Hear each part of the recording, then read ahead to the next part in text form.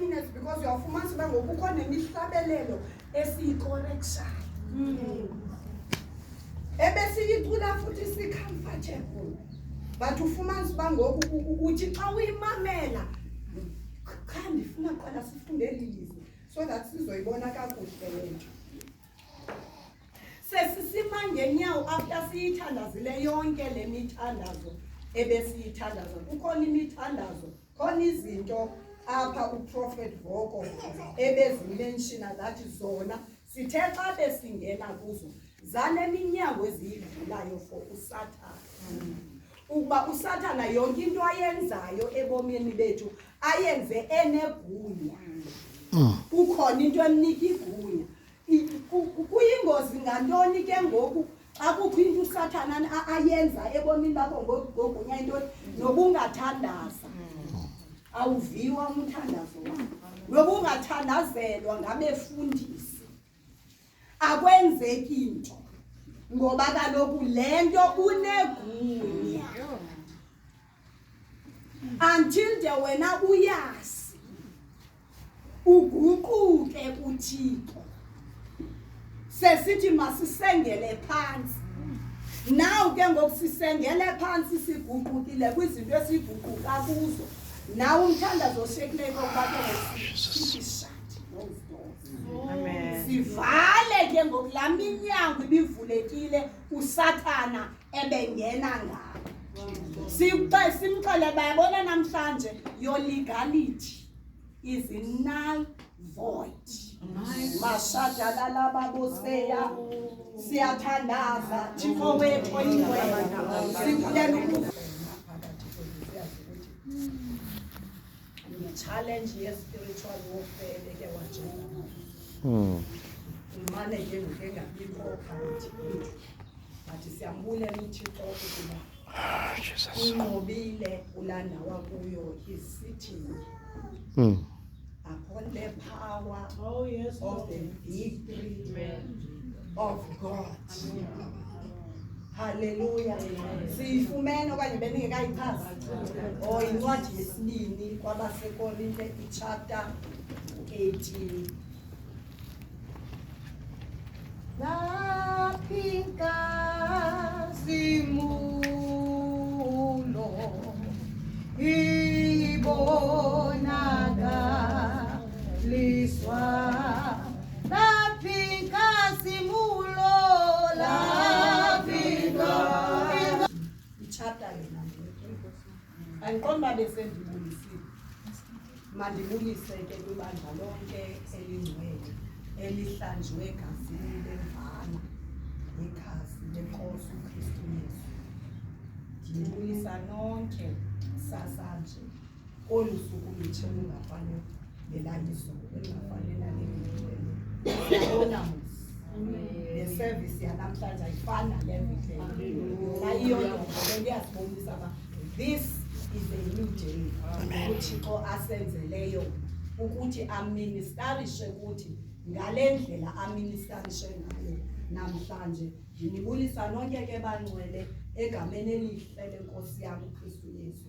Amen. Amen. Ngicela ke ukufundelwa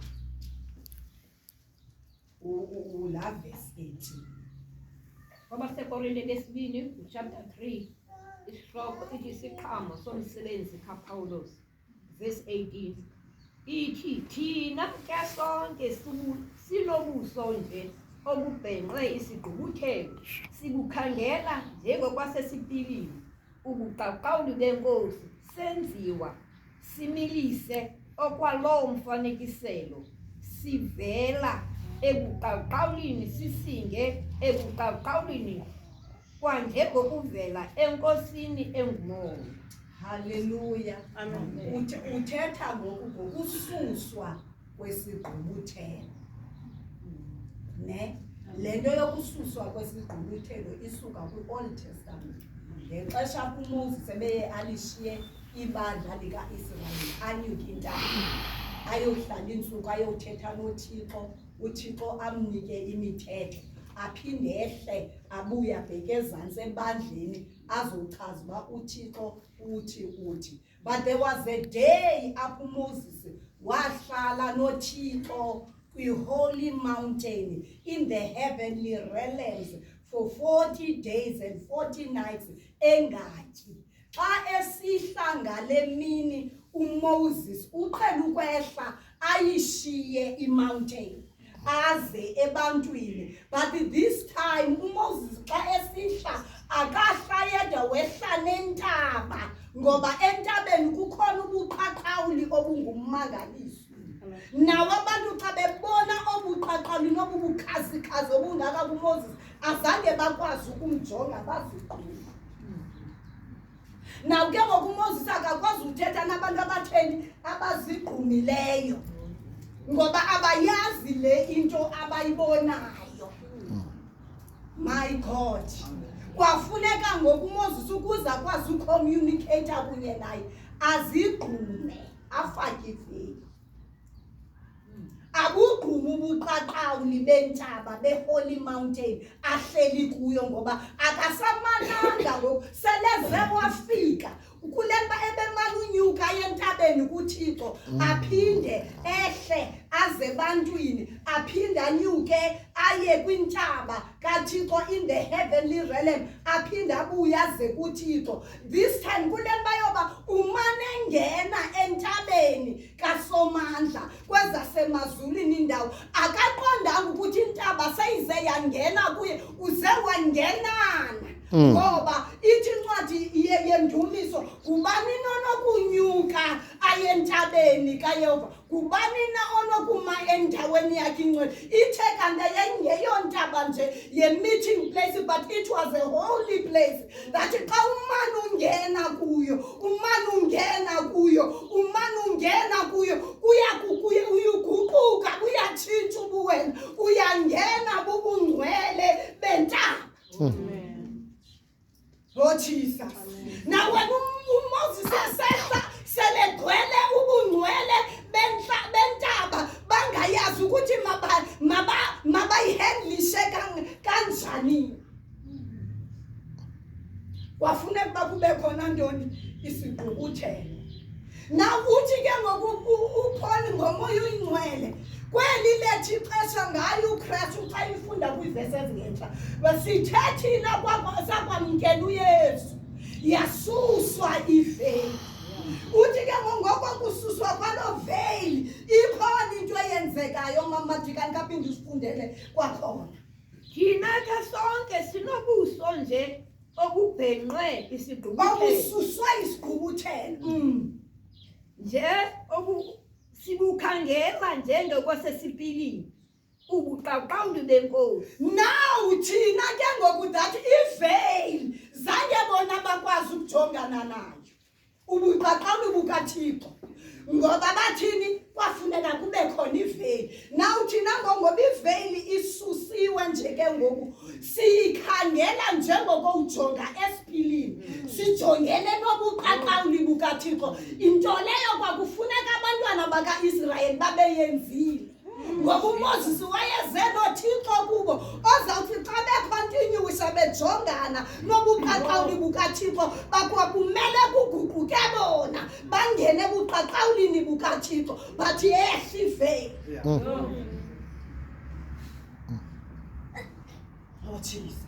Now uthi uPaul kuba ke ngoku ukuthi susiwe that veli, uthi sikhangela njengokhangela esipilini ubuqaqawuli benkosi. Senziwa similise okwalo mfanekiselo sivela. Jonga when ke ngoku sijongene nobuqaqawuli benkosi ezibasibujonge esipilini, as we continue sijongile pha siyaguqulwa nathi senziwe sifane. Hallelujah. Sivela ebuqaqawulini sisinge ebuqaqawulini kwanjenga kuvela enkosini engumoya. Ndiyayithanda ke apha ku-Amplified iyayiveza ba how do we look esipilini, sijonga njani kwesi sipili, sijonga ngantoni kobu buqaqawuli. Ikhona ibhali embali umuntu abeke wathi nguwe lo mntana ngebhayinotyuli, okanye there was something in the spirit, but ikhona ibinocular. It's like ngoku ikhona ibinocular.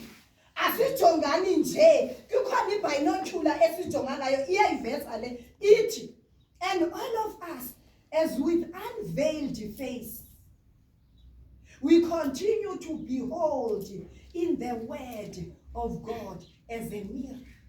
So thina sijonga kwabubuqaqawuli njengokujonga esipilini ngelizwi as we continue,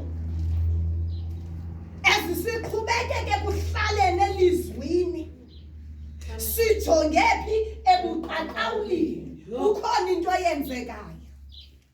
As siqhubekeka ithi kukhona uguquko, khona utshintsho elenzekayo, khona i-transformation eyenzekayo into his own image, an ever-increasing splendor from one degree of glory to another. Abubuqaqawuli babuvalela iveli bengekaqalisi nokungcamula ukungena kulo. Ngoba abubuqaqawuli wena ubujongile uhlele elizwini likaThixo.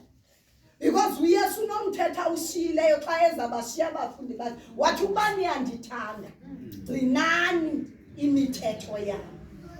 Awukwazi ukumthanda ungaligcini ilizwi lakhe, akwazi ukumthanda ungacamangi ngelizwi lakhe, akwazi umthanda ungalithobeli ilizwi lakhe. So while you are continuing in meditating in his word, as you are continuing in his word, obeying ilizwi lakhe, you are like this person ojonge kwesisipili kwabubuqaqawuli bakhe, as uqhubeka ubambelele elizwini, uqhubeka nelizwi likaThixo, impilo yakhe iyatshintsha, iyaguquka impilo yakho, iyaguquka impilo yakho, ngoba obubuqaqawuli buzele ukuzokusitshintsha into the image of our God.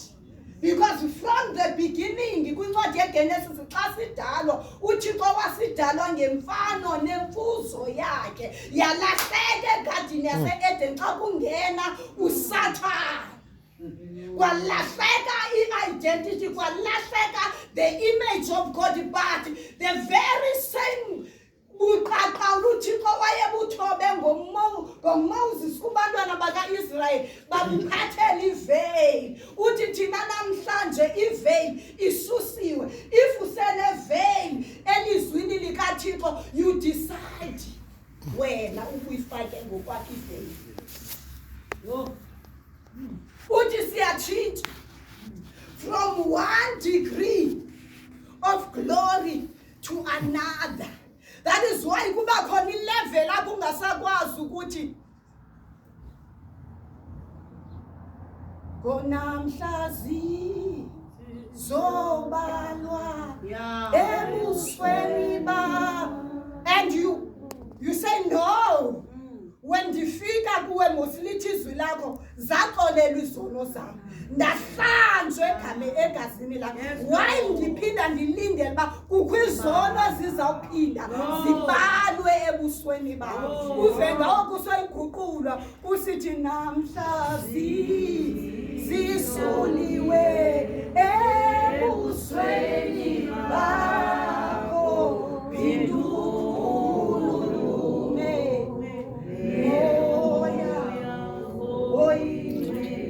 thetha nami Nkosi, pindukhulule. Hallelujah. Oh Jesus. Ngoba sowukwenye ileveli yobuqaqawuli. Mandala. Ushaphala kasi. Ubuqaqawuli bukuthatha kuleyi level, akukwazi ukusindiswa ungumntwana kaThixo. Spiritually, you do not grow. No.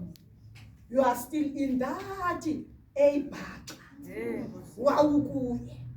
It means awuqwalaselanga ufake iveyili, awuqwalaselanga ebuqaqawulini obuliselizwini, ngoba bufakwe kweli xesha bufihlwe elizwini likaThixo, bufihlwe kumoya oyingcwele.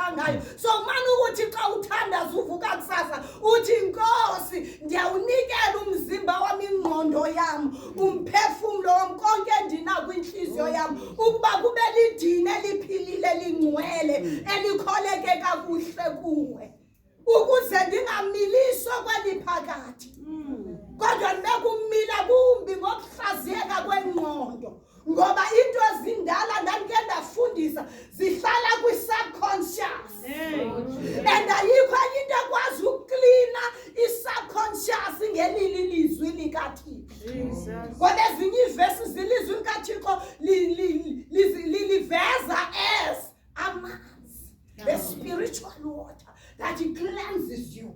Njengangoku apha bekusithiwa ngenani emasangweni mandala, for you uba ukwazi ungena emasangweni kuxhomekeka kwi-level of glory ba undawuni na. Sewufikile kwindawo where u-understanda xa kuthiwa ngena emasangweni ungena kanjani.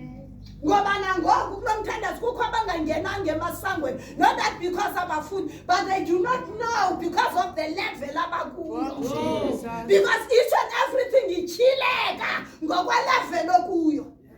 Wawufika kule level yobuqaqalu kunezinto ezintsha ezivelayo zobukumkani bukaThixo. Wawufika kwenye level kunezinto ezivelayo zamandla kaThixo.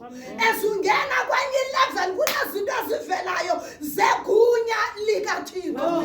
Ezungena kwenye level kukho izinto ezivelayo that shows ukubungangamsha bukaThixo, that opens the doors where you are able to sit up to ngena emasangweni, ungena phi, ungena njani.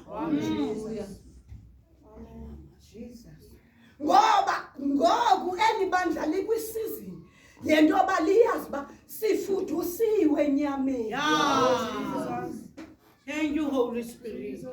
We are simkile enyameni, andiyazi ubusesenyameni funeka uyazi bushiyekile.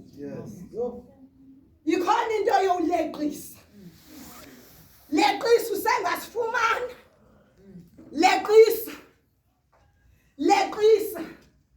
Leqisa nakumthandazo uleqisa namhlanje siwunikiwe that ithandaza ezi zinto ngene emasangweni uthi moya ingcwele andikayazi.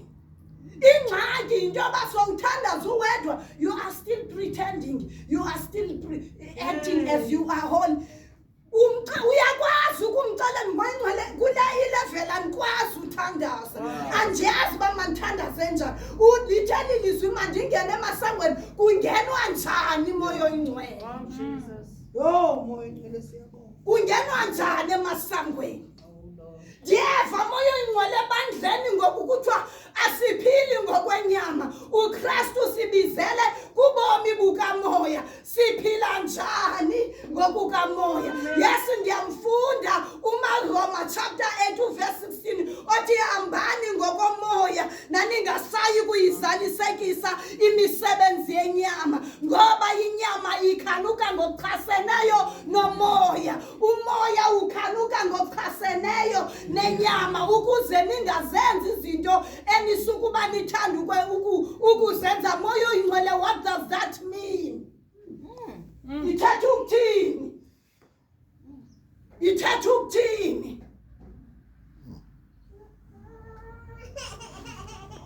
But you are so comfortable because inyama zonke into zayo, they are pleasing you. Zonke into zenyama lento ibangela singafuna umuva ingenxa yoba kuba mandi uphila ihlobo lethu sifuna uphila ngalo. Kuba mandi ukwenza izinto ngale ndlela esifuna ukwenza ngayo, ngoba ilizwi lona la ufika wawungena ngathi ungena entweni engeyiyo liyayikhokotha. Uva inhliziyo yakho ingathi ihlatywe ngesweat. And kulapha ke ngokuqamba uyapha uyakhona uye emadolweni. Why sifundisa ibandla that kumkiwe enyameni sikumoya, wena inkosi ifika izosiqhila ayizuqhila nyama. Hallelujah. Izawuqhila yo inner man. wena uyinamene enganamathelanga kuYuKristu ngokwelizwi, wena uyinamene enganamathelanga kuYuKristu ngobuqaqawule, uzakwenza njani? Mashana likosayana kuKristu sukuba nanhloni ukuphila, especially kweli xesha kwensuku zokugqibela, ngoba the Lord is coming. Amen. Kwa ezi zinto sizivayo ngokuba kukho iprofesi ezithi ngedate ethile uyabuya, emveni kwezo profesi zitshoyo kuzaba kwiprofesi ezithi selefikile. Uthi uYesu wathi nizive ezo ziprofeto zinjalo, funeka niyazi uba kushukuma kwenimba echazayo uba I'm on the way. So kweli xesha le nto yoba inkosi isendleleni ezayo, kumele ukuba siphile impilo yokuguquka each and every day. Repent. Hallelujah. Phila impilo yokuguquka. Kunjalo uthi xa uguquka uzive ukuyivela kuyinhliziyo yakho ibuhlungu futhi uzicakele ngesenzo sakho. Ithi iBhayibhile is when you are mourning because of your sin. Ukhedamile ngenxa yokona kwakho. Ayilo xesha as much siyazi uba inkosi iyabuya, but ayilo xesha le nto yoba ngoku sifocuse kakhulu kwi-rapture more than repenting. Lixesha lokuguquka, lixesha lokubuya, lixesha le nto yoba buya kwiindlela zakho ezingayikholisiyo, buya kwimikhuba yakho, buya kwindlela owenza ngayo izinto. My God, sithetha ezi zinto uThixo sivume into yoba makazithethe ngathi ziqala ezithetha ukuthi wena oyithethayo sesithi uprofet Vowo kule ndawo, so that igazi lakho lingabizwa phezu kwentloko zethu.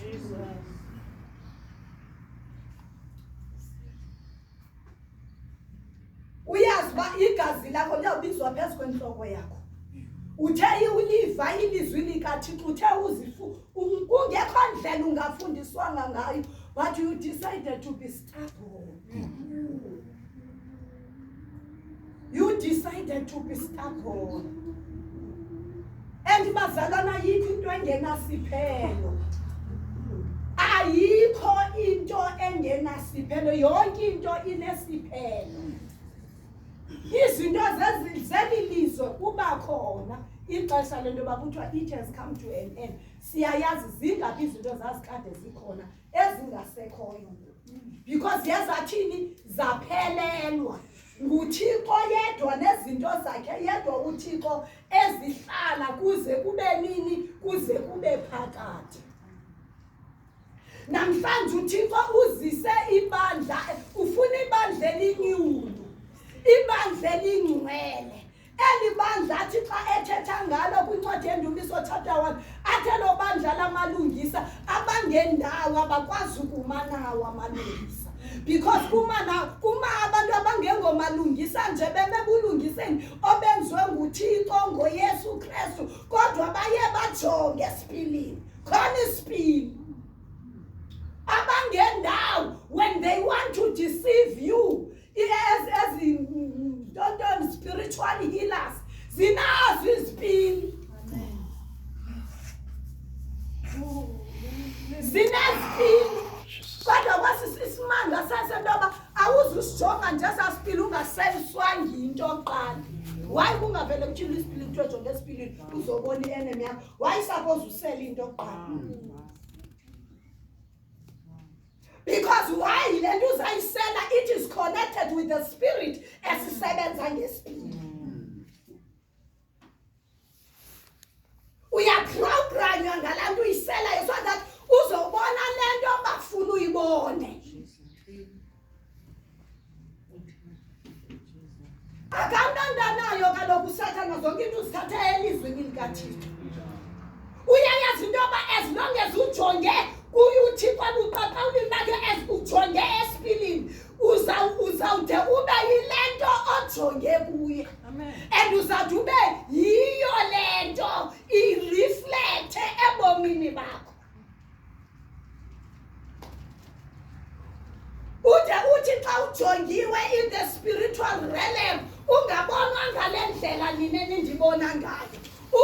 le nto uyiyo in the spirit. Because kuzawuhlangana wena inkosi ibuya, kuzawuba ngathi kukhona umnatha, kuzawuhlangana umoya nomoya. Ngoba kuthiwa akazowunyathela umhlaba, uzawuma esibhakabhakeni. Ngoba uzabe engekho senyameni, esebukhosini bakhe. He comes as a king in his kingdom ngelaa xesha. Ekumoya. Athi uPaul kwincwadi yokuqala yamaKorinto chapter 15 uthi sizawutshintshwa njengophanyazo. Sitshintshelwa phi ke? Sitshintshelwa in the spirit. Dimissity. Sithiwa take off inyama. Ngoba kakade ngoku xa sele inkosi ibuye, inyama is no longer a part of you. It's just an overall for you to function on this earth. Inyama yindawo yakho yokuhlala, ukwazi ukusebenza, ukwazi ukwenza konke, itransport yakho ukwazi ukuthatha, ngoba kaloku you are in the physical land.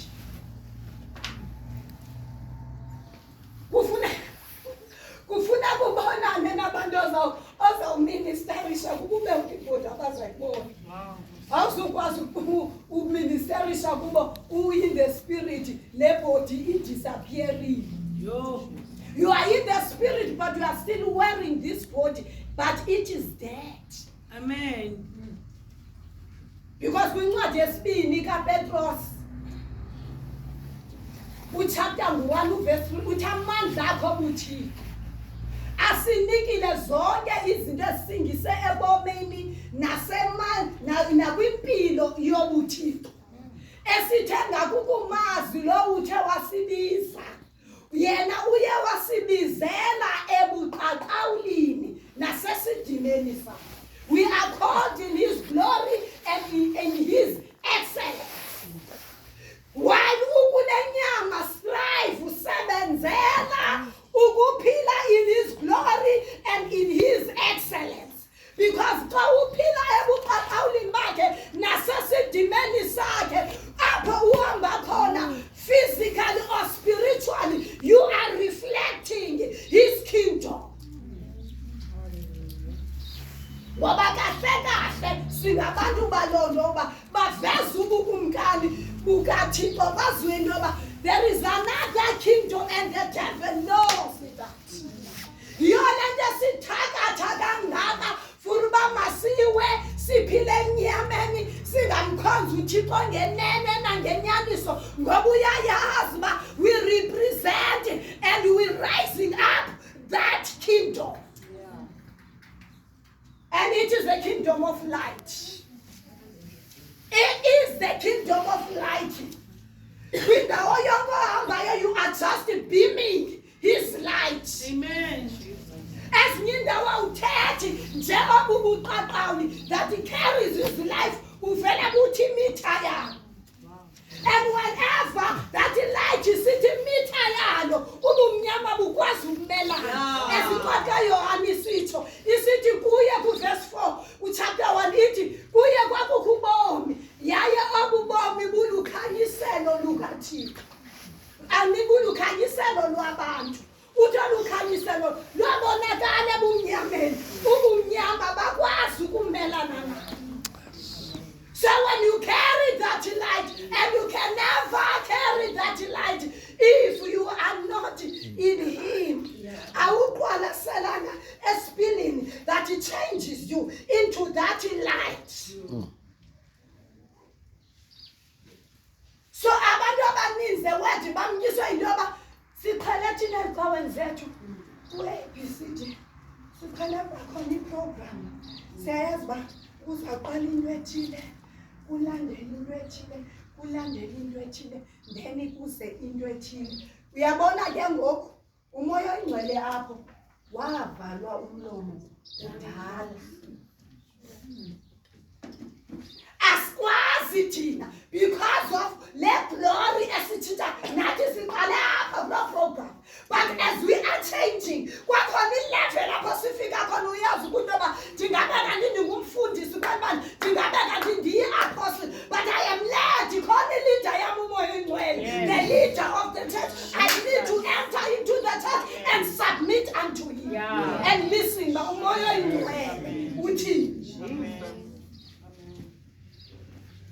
Because umoya oyingcwele, he connects you with the heavens. So that on earth kaloku uyasuthile uthathandazelana uba intando kaThixo yenziwa emhlabeni njengoba isenziwe emazulwini. When you are led by the Holy Spirit, now hlangana gather together in worship, he connects you. Amen. So that yonke into enizawuyenza ibe sentandweni kaThixo. Jesus. Hayi bathina sifuna ntoni? Sifuna uyenza njani iservice namhlanje? Sifuna ukuthini? Sifuna uthini? No, ukhona umnikazi webandla. We have come to that level of glory, and we are still moving to another level, to another degree of glory. Iveli isigqubuthelo sitheni? Sisusiwe isigqubuthelo. Why uzawukhonza uThixo usagqubuthela? Why uzawukhonza uThixo ungaboni? Why uzawukhonza uThixo oyilight ukwi-darkness? Because iveli is an darkness. Iveli is an ignorance. Iveli is an foolishness. Ube ngumntwana kaThixo osindiswe, but you are foolish. Malabasaya. Because izenzo zakho, as much as umane uquqela ungena kulaa mnyango, if you are not obedient kwilizwi likaThixo, izenzo zakho zifana Ndumiso chapter 14 verse 1. Sithi sithenge enhliziyweni sayo akukho Thixo. Ndisindisiwe. Ngumntwana kaThixo olungiselela uye ecaweni. Ngolo xesha ihlobo wenza ngalo izinto lithi akukho Thixo.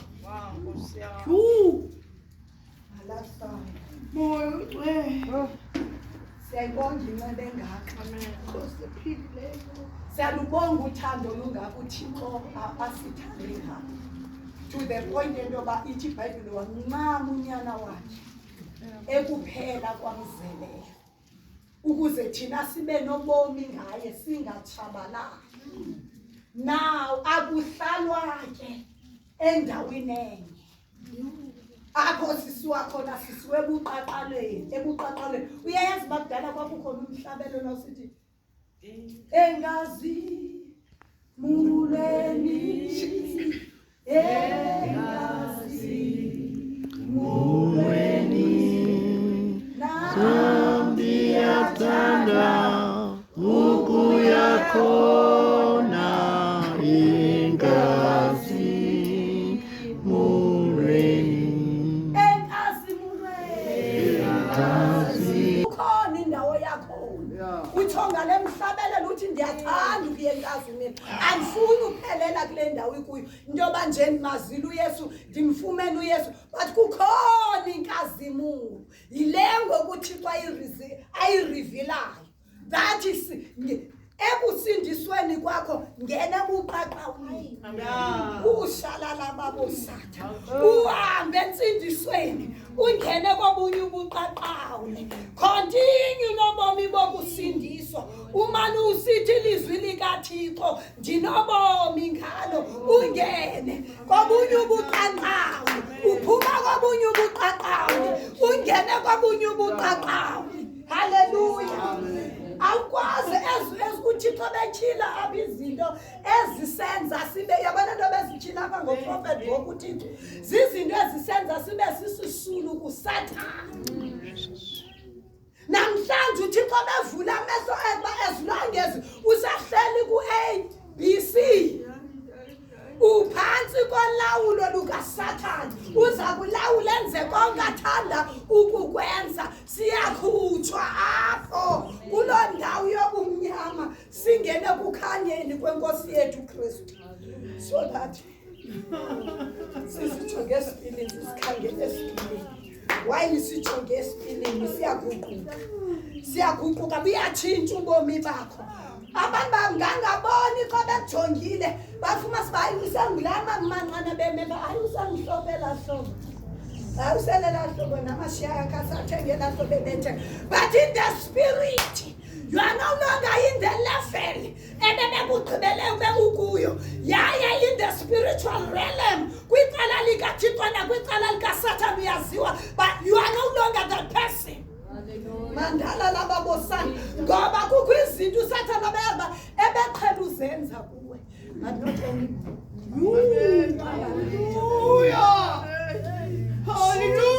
Ukhona izinto uSathane abeqhela ukwenza isisulu ngazo kwi-areas zithile, but uyayazi uba ngoku kwi-level of glory okuyo, not anymore. Uyayazi even safike ulele wasifaka izinto zakhe, because while you are asleep ebuqaqawuleni you see everything.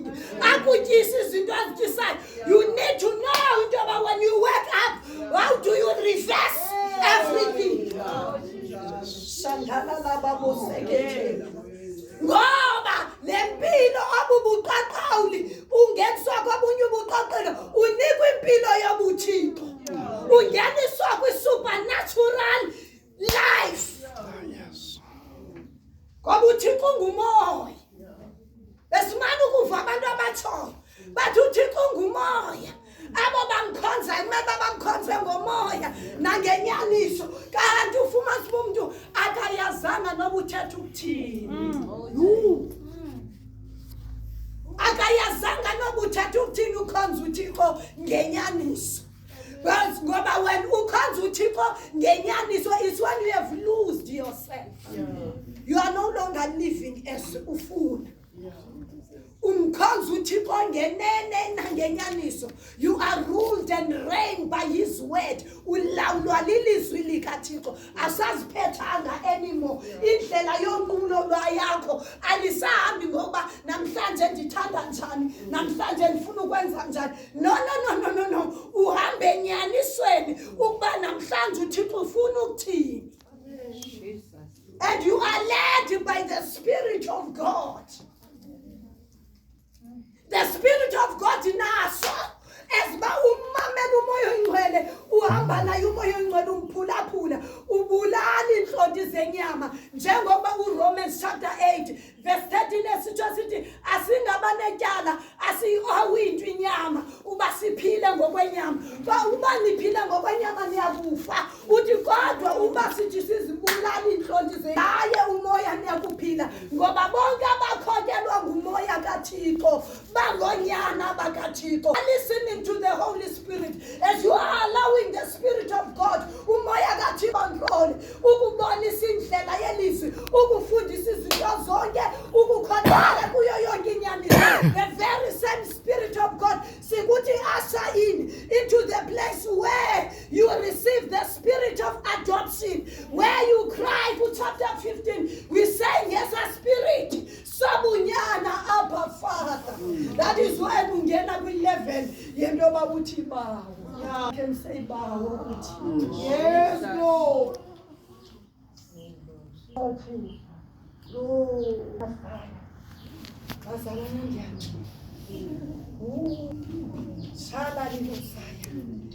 want to stop, but the why?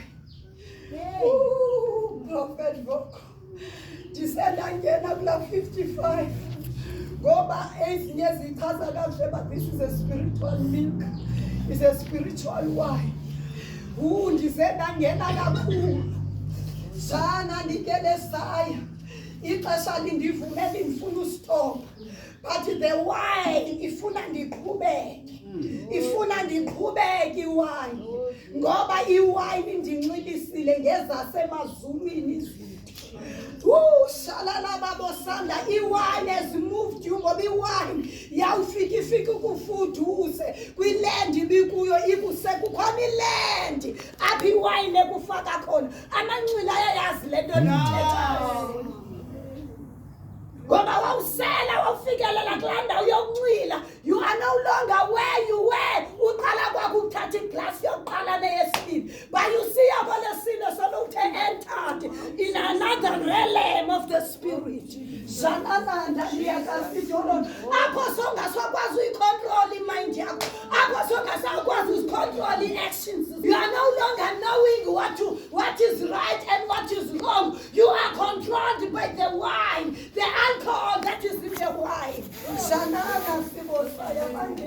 Haya ikolosaya. Ishama mandeya.